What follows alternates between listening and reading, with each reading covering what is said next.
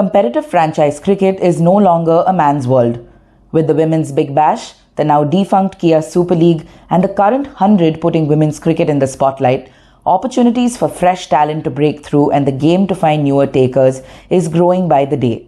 And it's into this environment that the proposition of a women's IPL is emerging as well. Another tangible addition towards this ecosystem is the Women's Caribbean Premier League and the quirky 60 tournament, which is currently underway in St Kitts and Nevis. An element that's common in this environment and India is, of course, Rajasthan Royals. The IPL franchise is the second Indian one alongside Kolkata Knight Riders to dabble in the CPL, going out as Barbados Royals in this ecosystem. Sports star Shayan Acharya caught up with Lush McCrum, the CEO of Rajasthan Royals, about women's cricket, why it is increasingly becoming an avenue of interesting investment, and what the future holds for the women's IPL in India. Jake, it's good to have you with us on Sports Star. And I know it's been a busy schedule for you, you're traveling all across the world, across continents. But my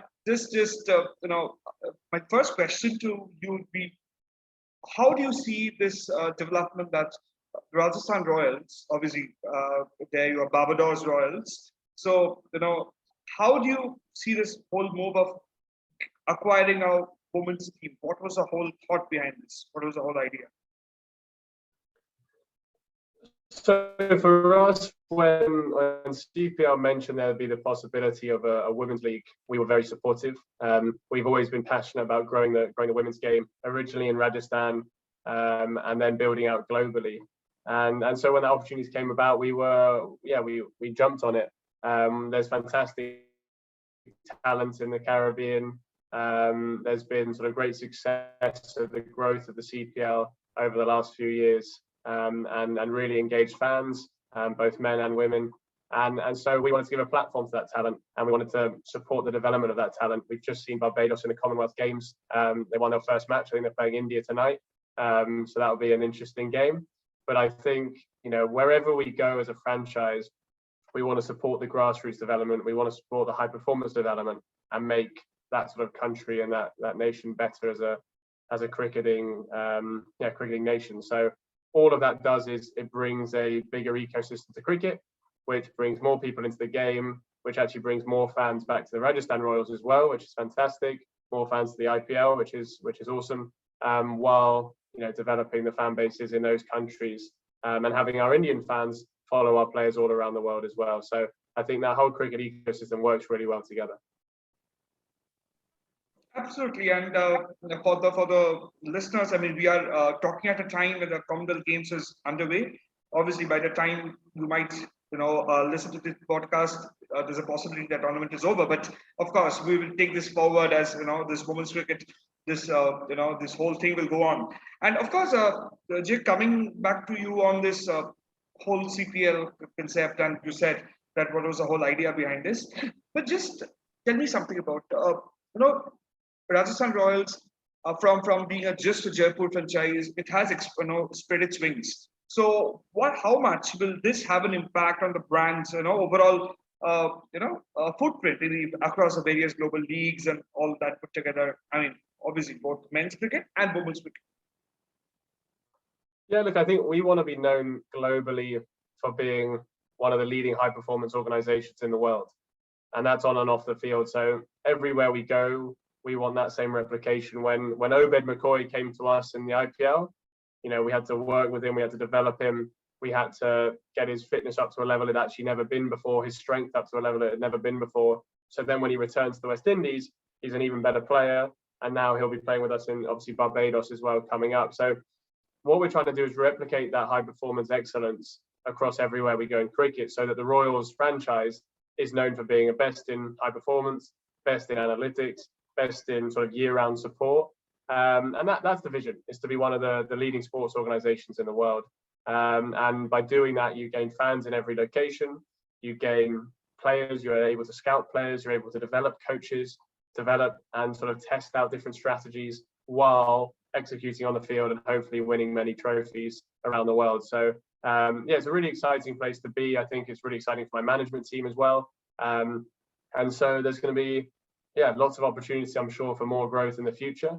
And again, what is great for us is all the franchises are basically run out of the India Rajasthan Royals team, and so you've got local experts on the ground working with domain experts based in our centre office in India, which is just an amazing development for this whole team. So we're not just developing sports people, we're developing management individuals as well, which is what I love. For the last few years, if memory serves me right, I think for the last 4 or 5 years, or maybe around 3 or 4 years. I mean, the figure might vary here and there a little bit, but definitely not the fact.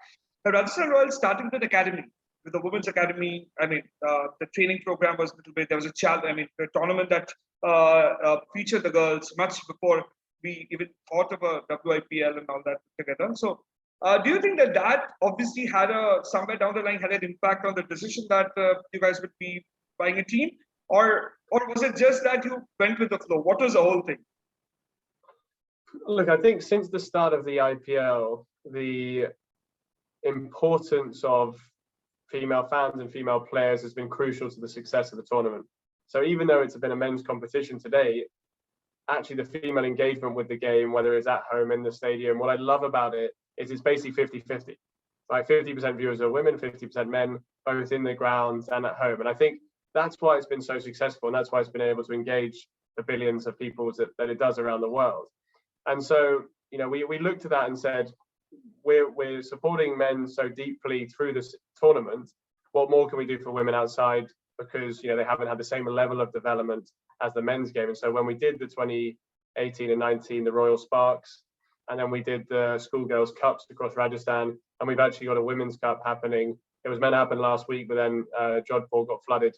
So it should be happening in the next couple of weeks. But we want to continue that investment in women's cricket, and we saw that there's an opportunity to provide more girls with a platform to play in competitive cricket, which then helps them develop and come through to the women's IPL. So look, when the CPL opportunity came about, we thought fantastic. It's our chance to expand in that space, support more women in the game, and then hopefully when the women's IPL comes about, we'll look to do the same and get a franchise in that league. And I'm really bullish about women's sport. I think we've seen in England with the Euros over the last few months how much of an impact that's had on the nation, on so many girls and women across the country.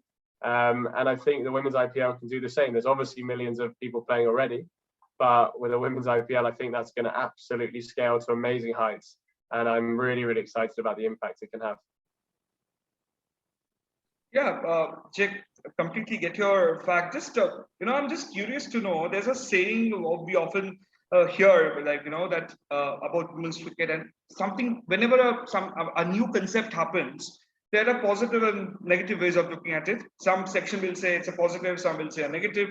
You being one of the, perhaps, if not the, I think if memory serves me right, you're perhaps the youngest CEO of an IPL franchise. I mean, league cricket. So you bring in a lot of fresh ideas, new innovations, and all that thing. So as far as you are concerned, as a administrator, as a business, looking at the business model of it, what do you think is a viable business model for a women's league? What needs to be done to make it sustainable and make it perhaps as attractive as the IPL? Do you think that there's an extra thing that needs to be done? Look, I don't think you need to overcomplicate it. I personally think the fandom is there for the top female athletes in this country. I think you need good owners of the teams who are going to invest in the development of grassroots women's cricket, in female academies, and in the high performance of the top level of the women's game. So I think that's really important. I think, look, the BCCI set up the IPL in a very smart way back in 2008. They followed a lot of learnings from the NFL, having scarcity of teams, having no promotion or relegation, having a salary cap, having teams across all destinations in the country. So I think that replicating as much of that as possible is going to help drive success. What I think is really important is how you actually market the league, how you use digital platforms to engage fans, how you bring different fans to the grounds to watch these games. If you look at the 100, I think something like 50% of the fans who attended matches had never attended a cricket match before, right? they were able to market in a way that targeted a different demographic. Now, India is slightly different because cricket is the sport of India, whereas it's not the sport of England. However, there are still, I'm sure, hundreds of millions, tens of millions of girls across the country who've not been to cricket matches, and many who haven't been to cricket matches. And I think the way in which you sort of transform the appeal of the women's IPL, making sure that the in-stadium experience is a really high quality one for everyone attending. How you make it more engaging for fans, on the ground. I think there's lots of little innovations that can be brought into the game, and maybe the women's IPL can be used as a test bed for innovation that could then come into the men's game. Something I've been looking to have for a long time is, can you have heart rate monitors on the players appearing on the screen? So when you've got Bumrah bowling against Butler, you can see how their heart rates change as the bowler's coming into bowl. Butler smacks in for a 6. You see all that, or you see every player's heart rate at the same time when you're bowling the death overs, seeing how everyone else. There's lots of things that you can bring in that bring deeper levels of engagement, that bring the fans into the sport. So I just think it should be viewed, from a really sort of open and challenging perspective, that this is our chance to create something new, fresh, innovative, and that's what the CPL are doing in the 60. Right, the 60 has, if you hit more than 2 sixes in the first 2 overs, you get an extra power play. If you've not finished your overs in time, a fielder comes into the circle. There's going to be 1 ball decided by the fans. There's going to be a free hit. Whether I think all those innovations are it's a new thing altogether. It's new. Whether I think they're all right or the best way of doing it, that's a different question. But they're trying to innovate. They're trying to engage the fans. They're focusing on the digital medium, and they're focusing on taking fans closer to the action.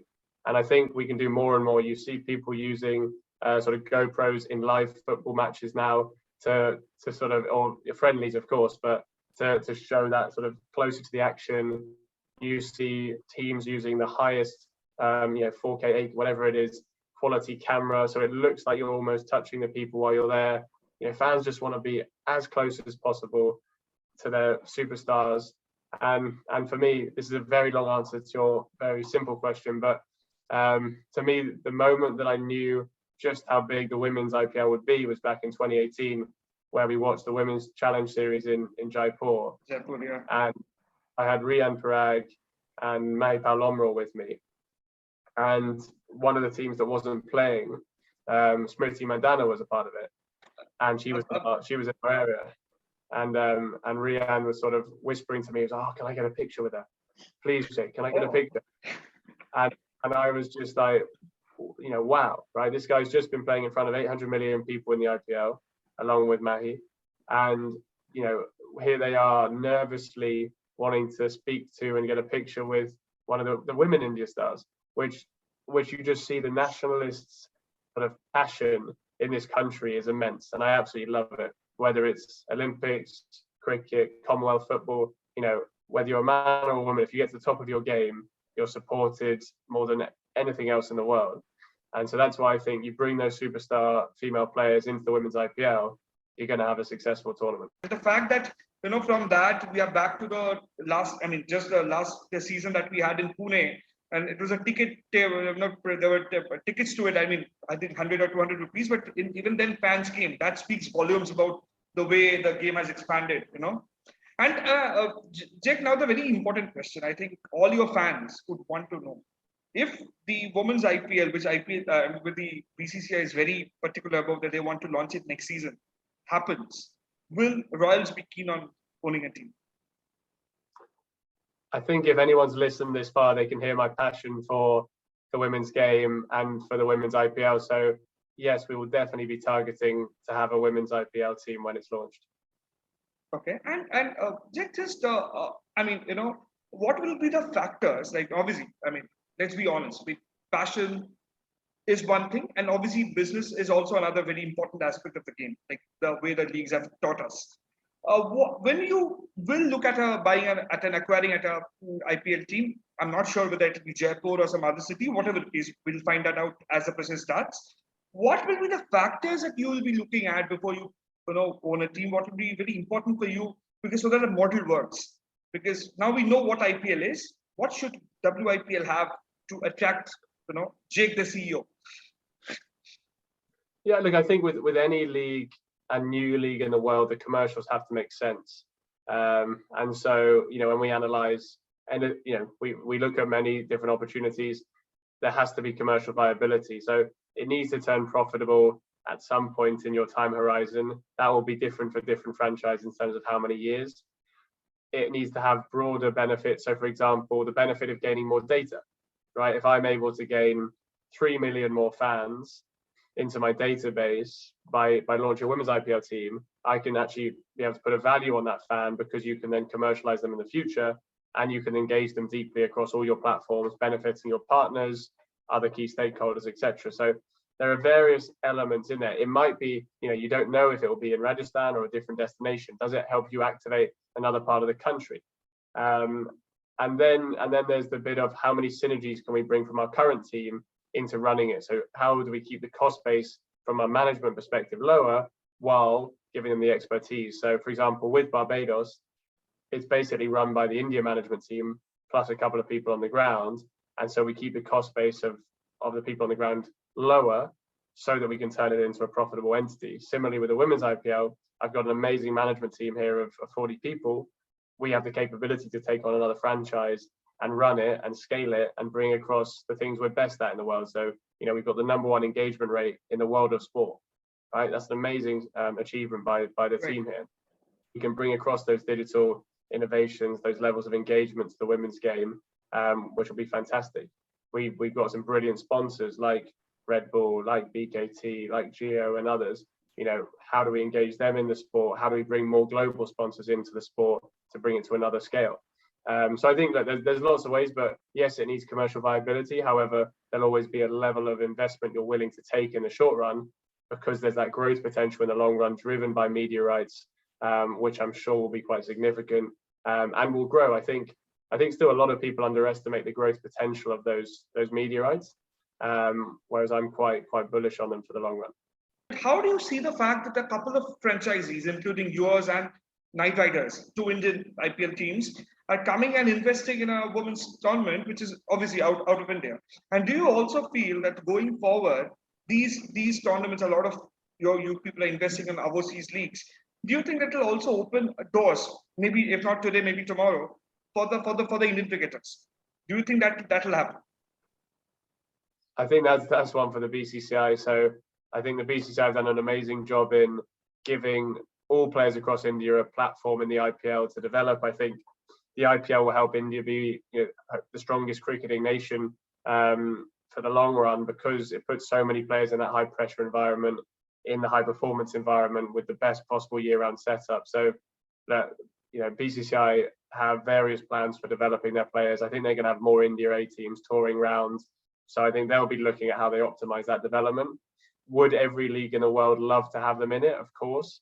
Whether it's junior ones to give them a chance to develop, to then progress, or otherwise. But that's a BCCI decision. And Jake, the last couple of questions is that, of course, IPL and Rajasthan Royals in particular have always backed the youngsters, raw rookie talents. I mean, that's been your trend always, ever since the beginning of the IPL. You have made local boys into heroes, local talents into heroes. So going forward, one would expect the same from WIPL and women's cricket as well. But you in particular, what would you want from the league in terms of acquiring the talent? Do you think that it is time that we have a proper setup for an auction and all that process, or do you think to begin with we can look at a short pool of talent? How do you want to go about it? In terms of general thing I'm talking about. This is the women's IPL you're talking about? Yeah. In particular, yes. Look, I think the auction has been firstly, I think it's a great event. I think it brings in a lot of fan engagement. It's very strategic. It requires a lot of preparation, and it more across an average, gets players at the value they're worth, because that's how the franchises value them at the time.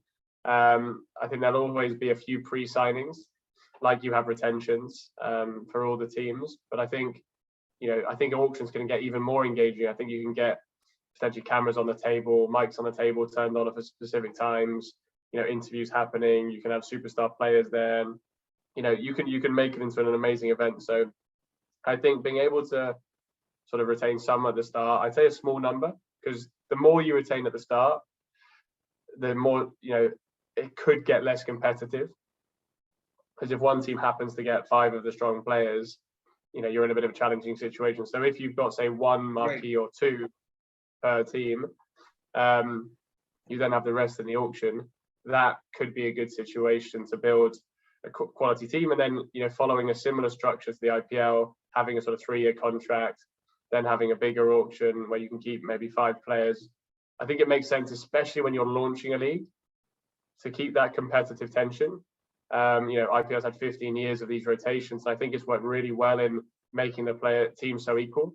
Once it gets to year 15, whether then you then make it a bit more, a bit of a longer process, so you can really build that brand value with consistency of players, potentially. But I think for the start, making sure it's competitive is the most important thing. So every team playing each other is competitive, so you get the best viewing figures, the fans get the best competitive matches, and hence it's the best possible product for all involved. And Jake, lastly, while we all know that that over the years, Halla Bowl and Rajasthan Royals have been, that they've created a vibe on the field, off the field as well. Like you said, in terms of social media impact and everything. I mean, there's no doubting it. But talking from the other side of things, from the off-field action, what do you think a league like the 100 obviously has shown the way, but what are the challenges that you feel a league like women's league like a CPL or a WIPL might face initially, and what are the ways that can be handled initially, because the teething troubles? Look, I think BCCI will have gained a huge amount of experience from the last 14, 15 years of running the IPL, so it gives them a massive head start in launching a new competition. You've got the operations in place, you know how to run a great broadcast production, you know how to get fans in the stands. So I think I wouldn't say it's challenges, I'd say it's opportunities. I'd say, how do we innovate to bring more fans? How do we innovate to create better digital content? How do we innovate to, bring more people onto the app where we've got a deeper, richer knowledge of them in our database? So I actually only see it as opportunities rather than challenges. And it's just how creative we are in sort of transforming the game. That's the challenge, is just the level of creativity we can bring in, rather than specific challenges, because I think operationally BCCI know exactly how to run a fantastic competition. What about CPL? I also asked about CPL. So what the women's I'm talking about? I think it's the same. Because right? why am I saying is because IPL we have we know how it works and the grandeur of the league. For CPL, relatively new league, not still it's taking baby steps and obviously slowly catching up with the big boys. So yeah.